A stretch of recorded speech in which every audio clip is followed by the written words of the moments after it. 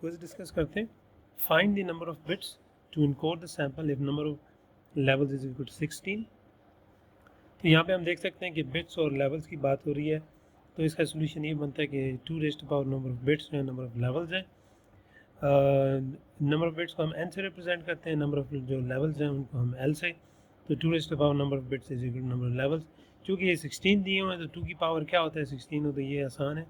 Log के बजाय हम डायरेक्टली कह सकते हैं कि n इज इक्वल टू 4। तो ये 4 बिट्स जो हैं वो चाहिए होंगी अगर 16 लेवल्स हैं आपके पास। फिर दूसरा सवाल ये कि find the data rate in part 1, यानी अगर मैक्सिमम फ्रीक्वेंसी जो है वो 10 किलोहर्ट्ज़ है, तो हमें पता है कि डाटा रेट जो है वो sampling frequency into number of bits पर सैंपल है। ये मैंने वर्ड्स में भी लिख दिया है, sampling rate into number of bits पर सैंपल।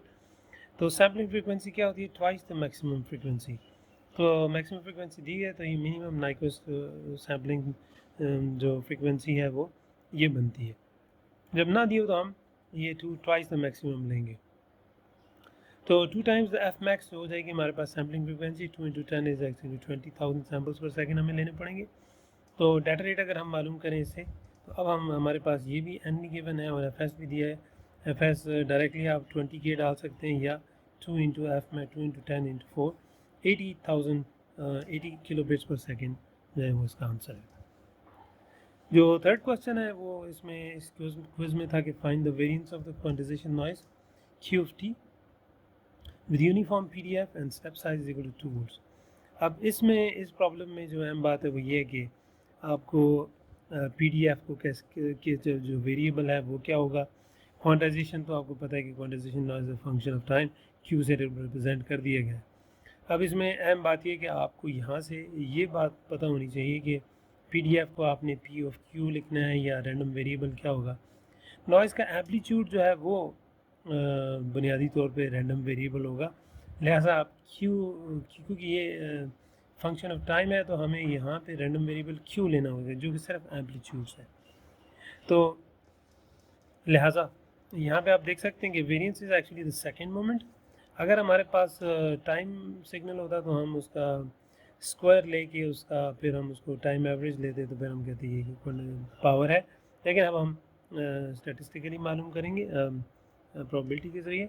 तो वो क्या है, सेकेंड मोमेंट वेरिएंस क्या होता है, रैंडम वेरिएबल Q है, Q स्क्वायर, और प्रोबेबिलिटी ऑफ Q जो है ये एक्चुअली हमें वो करना है, और विद रिस्पेक्ट टू DQ है।